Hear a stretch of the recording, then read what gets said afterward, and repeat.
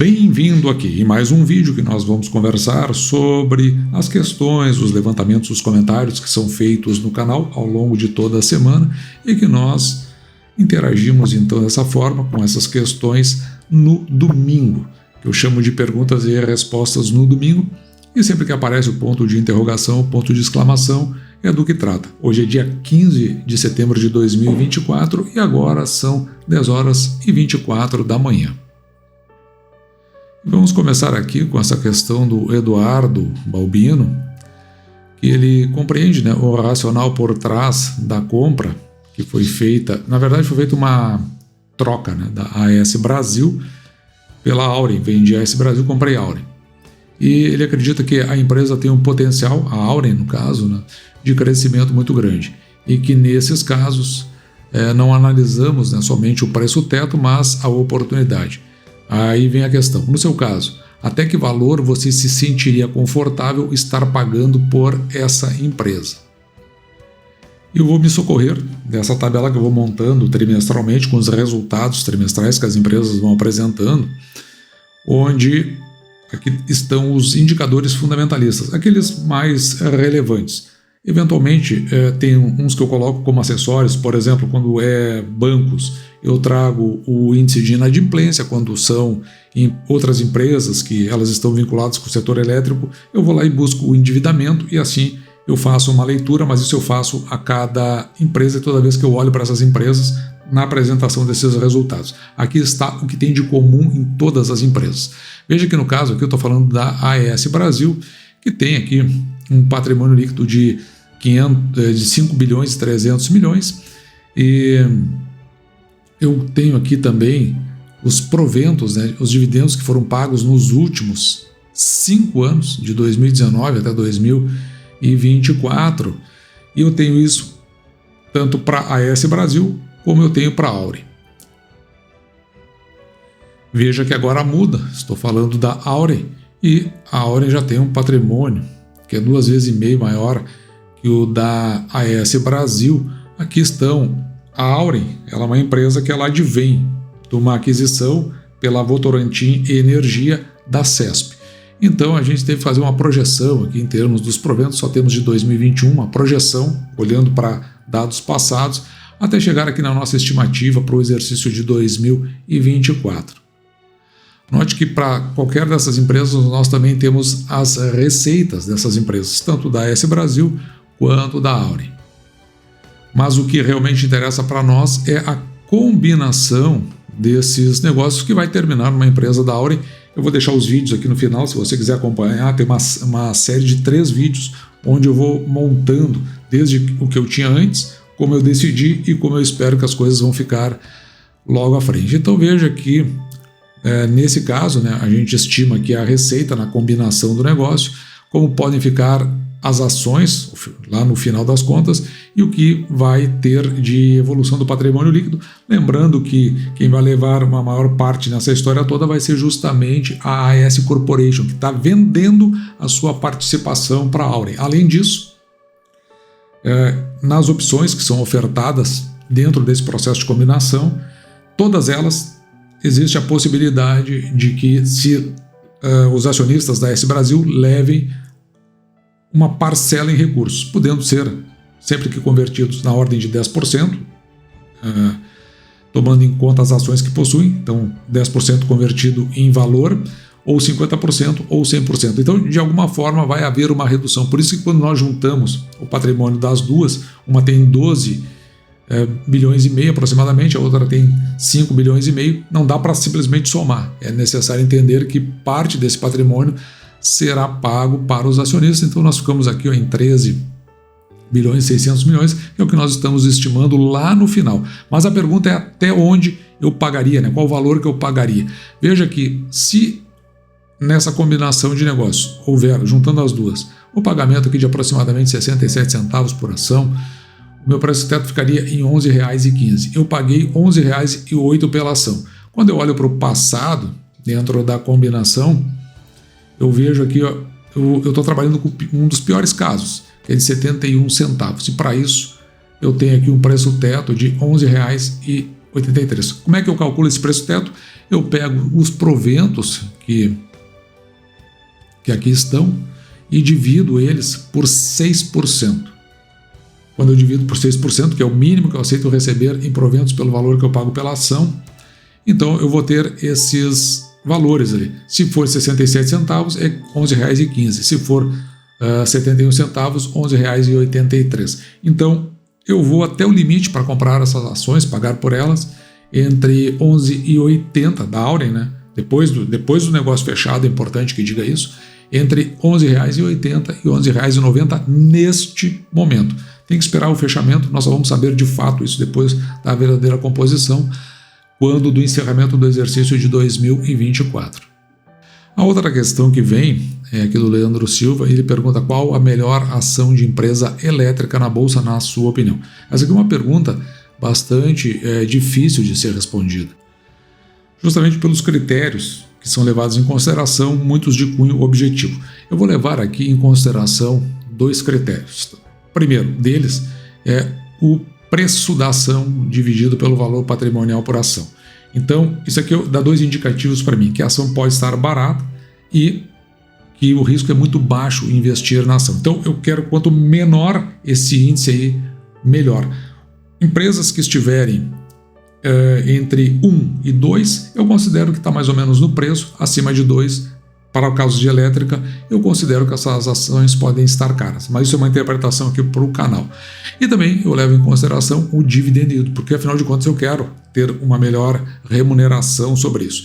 Então só estou usando esses 2 critérios para a gente tentar encontrar uma empresa que a gente acabe entendendo ela como ou seja, um critério, né, para que a gente possa selecionar entre elas a melhor. Você, evidentemente, poderia adicionar outras empresas. Dê uma olhada aqui na Taesa.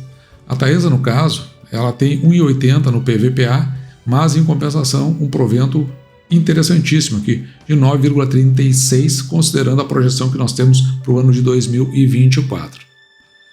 A Alupar, ela tem aqui 0,83 no PVPA, mas o dividend yield não chega a 6%.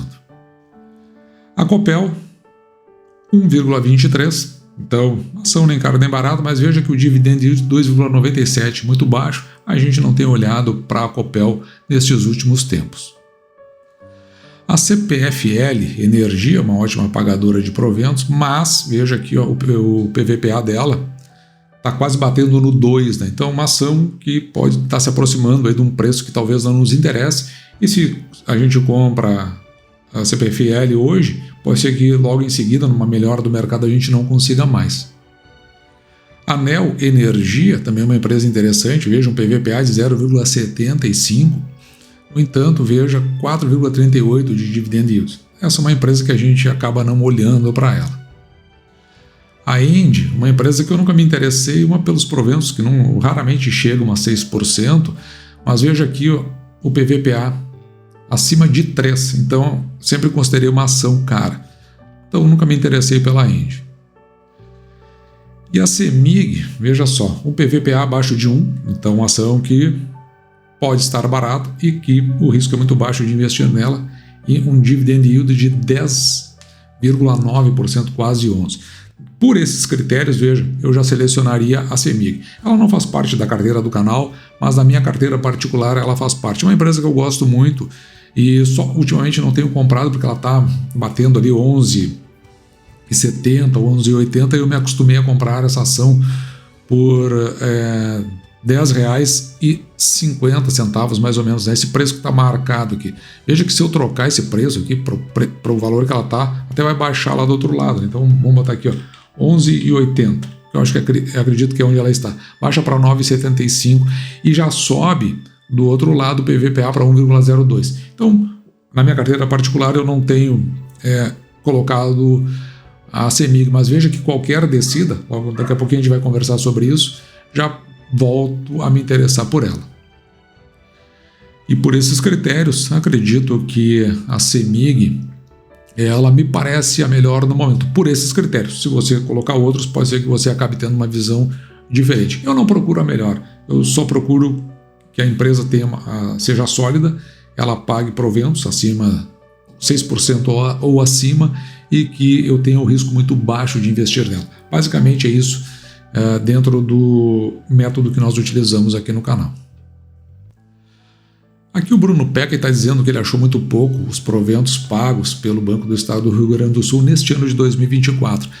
O seu Barça tem comprado, isso levou pessoas a comprarem também. Tem outras questões dentro do mercado. A BlackRock tomou uma participação relevante, acima, chegou a passar dos 5%, agora está no entorno, ali, um pouquinho, talvez abaixo dos 5% de ações. Então parece que o mercado começou a ver alguma coisa no Banrisul que antes não se via. Hoje a ação está cotada a 12,5, aproximadamente R$12,50. Eu comprei a R$8,50. Mas com relação a pagar poucos proventos, eu já tinha falado lá no início do ano, é uma nova direção, trocou ano passado, eles já tinham cancelado o cronograma de pagamento de proventos, não pagaram no final do ano, vieram pagar só no mês de março. É uma direção, se a gente olha para o histórico, um banco público, que ela é uma ação, ela é uma direção, na minha opinião, muito fisiológica. É um presidente que já foi presidente, se aposentou como desembargador do Tribunal de Justiça Militar, sempre circundou, já tinha sido presidente da extinta Caixa Econômica Estadual, então sempre circundou. E hoje ele adota uma postura, na minha opinião, muito mais de político do que presidente do banco. Isso eu particularmente não gosto. Não quer dizer que eu entenda ele como um mau administrador, mas a forma de conduzir realmente não me interessa. Então eu já tinha esperado aí que talvez os proventos, da forma como eles enxergam pela base ideológica, está muito mais no banco como um instrumento político do que um instrumento direcionado aos seus acionistas. É o que eu via lá no início, eu sei que eu fui questionado aqui no canal em relação a isso, mas a gente está vendo aí como reflete em termos do pagamento de proventos, que eu acredito, inclusive, deva ficar mais ou menos nessa linha para o exercício de 2025. Eu comentei ontem sobre a Alupar, né? Então o Bolsa Gorda, ele traz o seguinte: a Alupar está ganhando leilões, logo menos dividendos. Nos próximos anos, porém, no longo prazo, tende a ser bom. Eu olhei todo o histórico da Alupar. A Alupar nunca foi uma boa pagadora de proventos. No melhor ano, acho que foi o ano passado, e hoje ela está voltando para a sua média. Mesmo com esses projetos, eu acredito que a Alupar deve ficar ali nos 5%, 5,5%, dificilmente vai chegar nos 6%. Vou me surpreender se isso aí acontecer. Então, por isso que uma empresa que eu não olho. Espero que nesse contexto o Bolsa Gorda esteja certo e eu errado e ela pague acima desses patamares. Mas, historicamente, ela não tem se comportado desse jeito. Aí vem o Leandro Silva e me pergunta, né, se a crise hídrica atual irá afetar a Copasa, Sanepar e Sabesp. Eu acredito que a Copasa seja a menos afetada. Me parece. A Sanepar e a Sabesp, se nós voltarmos, eu acredito que foi uns 5 anos atrás, as cabeceiras ficaram bem baixas e houve um racionamento muito forte, principalmente no estado de São Paulo. Pode ser afetado. E a Sanepar, ela já está tomando medidas porque ela está vendo aí um burburinho de que a crise hídrica possa chegar no estado do Paraná. E a Copasa, eu não me lembro assim de um fato de crise hídrica ter afetado no passado, por isso que eu não estou considerando.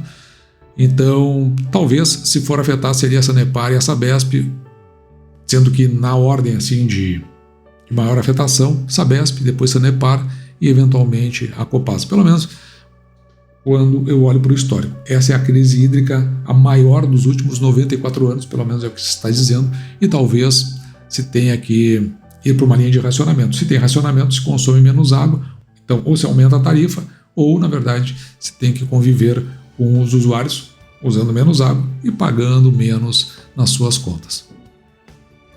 E aqui nós temos o Edson Paina. Ele diz o seguinte, eu sempre digo, não faço recomendação, também não faço consultoria, eu só troco uma ideia a respeito do método que eu utilizo no canal. Mas ele gostaria de saber se eu já analisei o case da BR Partners. E se sim, se eu encontrei algo que desabone a empresa a ponto de não investir, além do pouco tempo de abertura de capital na B3. Pelo que eu vi, os números são convidativos. O senhor é fundador da empresa e continua acionista com uma parte representativa. Vejo isso com bons olhos, já que há interesse por parte dele da empresa de continuar gerando lucros. Se não analisou, sem problemas, apenas pergunto, pois vejo vasto conhecimento nas minhas análises. Eu já abordei a BR Partners aqui no canal, mas eu nunca me aprofundei, né? Esse aqui é o ticker dela, e você pode ver que ela desde que ela entrou em 2019 na B3, foi o IPO, se eu não estou enganado. A abertura de capital foi depois que ela entrou. Tá aqui, só para ficar claro, em 2019 houve a oferta pública inicial, o IPO, né, quando aconteceu da empresa, que ela captou ali 400 milhões no seu capital, né, havendo aumento de capital. Portanto, ela não pagou, evidentemente em 2019 não pagou proventos, porque foi quando do IPO. Em 2020 também não, em 2021. Então ela só vem a pagar proventos aqui. Em 2022 pagou R$ 1,88, R$ 1,82 em 2023 e agora está com 72. Nos últimos 12 meses, o seu dividend yield está acima dos 8%, o que é bastante interessante. E eu compreendo aqui todas as argumentações do Edson Paine. Eu olharia por isso. Eu nunca vi nada, não conheço nada que desabone nem a empresa, nem os seus acionistas, os majoritários. O que eu vejo assim, na empresa é que ela é muito recente, né? Então é algo muito novo, assim, em termos pelo menos de abertura do seu capital. Tá se colocando como pagadora, eu teria que fazer um aprofundamento maior sobre isso nesse segmento financeiro, porque ela é uma empresa gestora de fundos, né? Nesse segmento, pelo menos até aqui, né, vem fazendo um papel interessante. Eu acredito que ela entraria na minha carteira como uma empresa de oportunidade, onde eu colocaria um valor muito pequeno do meu patrimônio e conforme a empresa fosse se consolidando, aí eu estaria partindo para um aumento da minha participação. É o que eu faria, assim. Então, sim, consideraria ela para minha carteira, mas sempre como oportunidade. Eu jamais colocaria ela como uma empresa dentro das minhas principais, uma carteira conservadora, porque é uma empresa, do ponto de vista que ela se propõe, a meu ver, muito nova ainda no mercado. Claro que quando eu trato aqui da carteira do canal, a visão sempre é muito conservadora, porque afinal de contas, né, a gente tem que ter muito cuidado com as coisas que a gente fala.